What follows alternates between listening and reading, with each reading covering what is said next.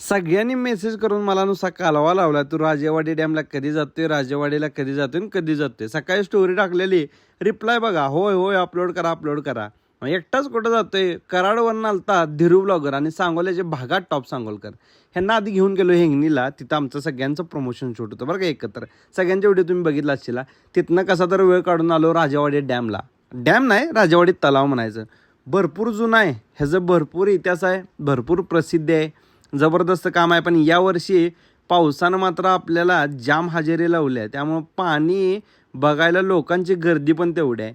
मुलं असतील, महिला देखील तेवढ्याच येत आहेत. नाही म्हटलं तर जरा महिलांसाठी ते चेंजिंगसाठी जरा पाहिजे बरं का. पण ठीक आहे, चला आता काय आपण त्यावर बोलू शकत नाही. पण फॅमिली म्हणून एन्जॉय करायला स्पॉट वगैरे सगळं चांगलं आहे. आता सगळी ब्लॉगर गेले म्हणल्यावर बऱ्याच जणांचा व्हिडिओ फोटो हे ते ओळखणारी माणसं भरपूर झाली. तिथं थोडेफार फॅन वगैरे भेटले, तिथे खाण्यासाठी वगैरे सोय करून ठेवलेलं आहे. पण जसं म्हणलं तसं महिलांसाठी थोडंसं कमी आहे. ठीक आहे, तेवढं चालायचं. 2-4 फॅन लोक हिंगणी राजवाडीमधले पण भेटले. तलावाचा इतिहास मात्र कमेंटमध्ये तुम्ही सांगा बरं का.